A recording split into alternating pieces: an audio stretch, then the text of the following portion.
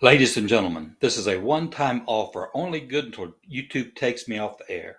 This is my genuine fake Australian didgeridoo.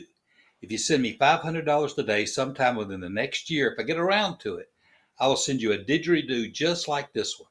If you walk around your house or apartment 3 times while blowing it, the Lord will provide you with untold wealth and happiness, as long as you send me an additional $100 a week so I can buy a brand new all-electric Cadillac so I can drive around in the style to which I would like to become accustomed while preaching the message that I gave God to give me. If you want to see more of my videos, please click the like and subscribe buttons, because if you don't, the Lord will send a swarm of gnats into your house. Okay. So the question is, do Christians have an image problem? Now, I know my opening was just a little teeny weeny bit over the top, but this is how many today see Christians and the church. Have you seen the new ads on TV for Jesus Gets Us? They had 2 ads in the 2023 Super Bowl. If you haven't seen them, search for Jesus Gets Us on YouTube and watch some of them. They're very good.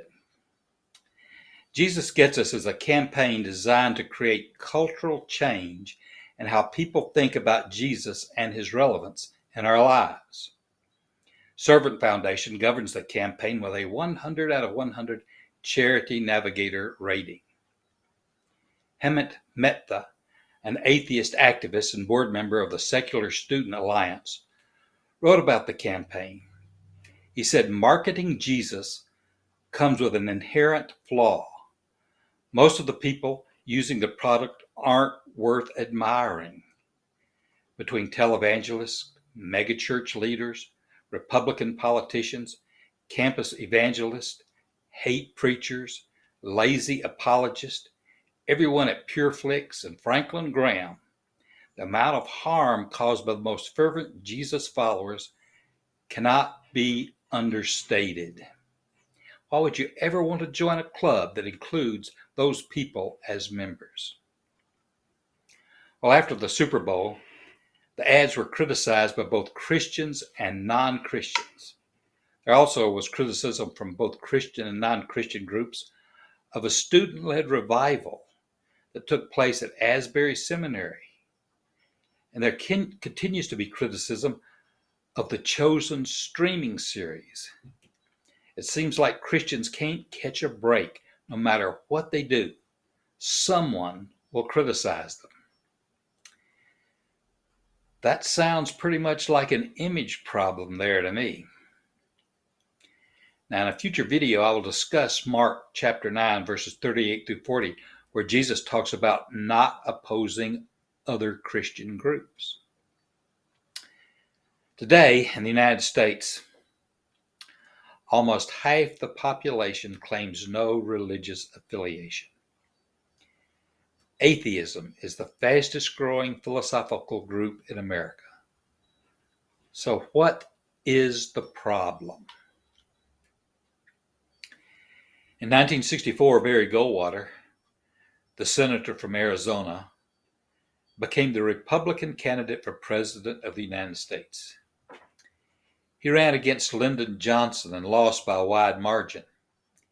After the election, Senator Goldwater became more popular. He, along with William F. Buckley, was considered one of the founding fathers of the conservative movement in America. He became known in Republican circles as Mr. Conservative. He campaigned for a balanced budget, less government interference in people's lives and businesses, and support for the Constitution.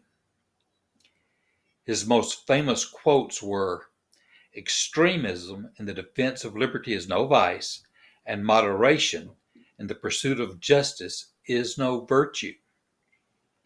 He also said, "A government big enough to give you everything you want is big enough to take everything you have." And this one that we ought to think about more today. To disagree, one does not have to be disagreeable. Now, Senator Goldwater was a mentor to President Reagan and Senator John McCain. Senator Senator McCain took his place as Arizona senator in 1987. In his later years, he fell out of favor with Republican conservatives, not because he changed, but because they did. He felt that the religious right was co-opting the Republican Party and the conservative movement, and they were destroying the true principles of conservatism. He said, "Mark my word, if and when these preachers get control of the Republican Party, and they're sure trying to do so, it's going to be a terrible problem. Frankly, these people frighten me. Politics and governing demand compromise, but these Christians believe they are acting in the name of God, so they can't and won't compromise. I know, I've tried to deal with them." In a second quote, he said, "I am frankly sick and tired of the political preachers telling me as a citizen that if I want to be a moral person, I must believe in A, B, C, and D. Just who do they think they are, and from where do they presume to claim the right to dictate their moral beliefs to me?" So the answer to the question, do Christians have an image problem, is yes. This is not something new. Jesus had an image problem. The authorities considered him a dangerous troublemaker and eventually crucified him. The early church had an image problem. They were accused of cannibalism for eating the body and drinking the blood of their dead leader. Non-Christians did not understand the symbolism of Holy Communion. They were considered troublemakers, trying to do away with Roman gods and even the emperor. When the church became legal, the image problem got worse.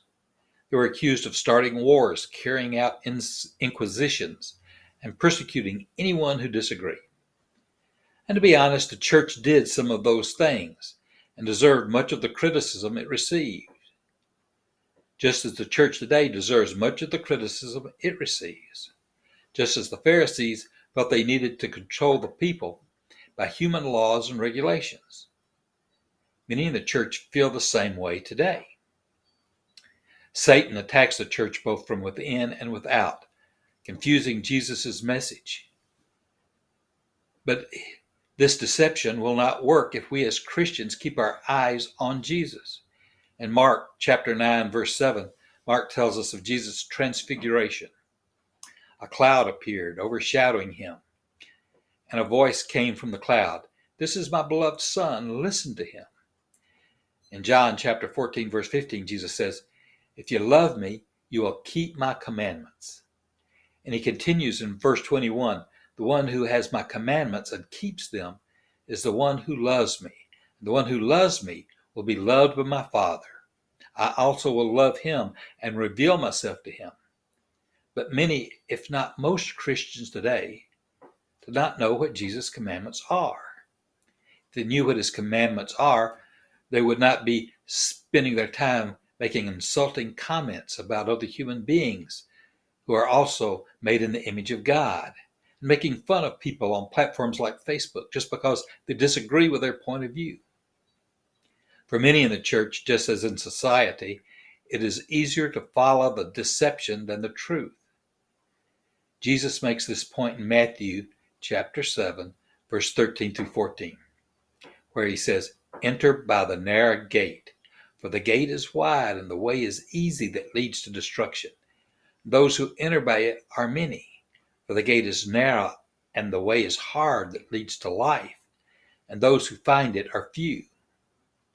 Then in Matthew 7, 21 through 23, Jesus says, "On that day, many will say to me, 'Lord, Lord, did we not prophesy in your name and cast out demons in your name and do many mighty works in your name?'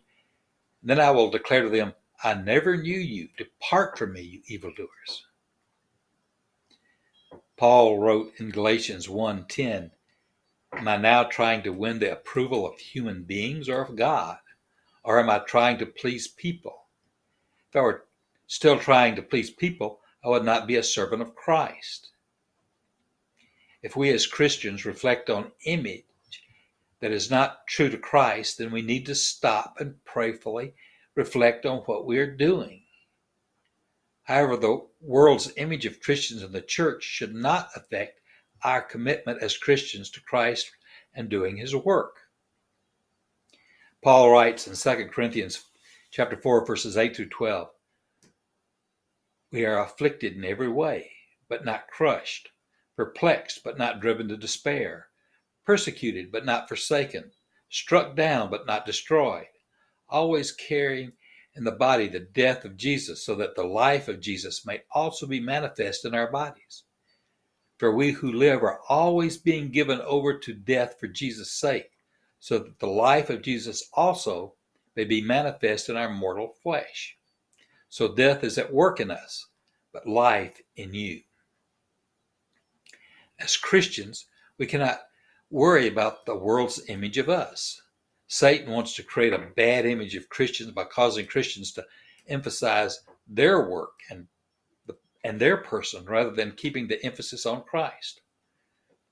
On the other hand, when Christians emphasize Christ, Satan will sneak in and try to convince people that they don't need Christ and that everything should center around them. So Christians will have an image problem and be attacked either way. If Christians are doing their job, they will be criticized. They will be called false teachers. Now, one of Jesus' commandments is to beware of false teachers. Now, I'll talk about what really constitutes a false teacher in a future video. Our concern must not be about our image. Our concern should be about following Christ, keeping his commandments, and doing the work he has assigned to us. And always do that work with love and grace. Paul writes in Romans 12:17-21, "Repay no one evil for evil, but give thought to do what is honorable in the sight of all. If possible, so far as it depends on you, live peaceably with all. Beloved, never avenge yourselves, but leave it to the wrath of God, for it is written, 'Vengeance is mine. I will repay,' says the Lord. To the contrary, if your enemy is hungry, feed him. If he is thirsty, give him something to drink. For by so doing, you will heap burning coals on his head. Do not be overcome by evil, but overcome evil with good." In my next video, I will ask the question, is God punishing the United States? So if you want to see how much trouble I can get into, be sure to subscribe and have a great day.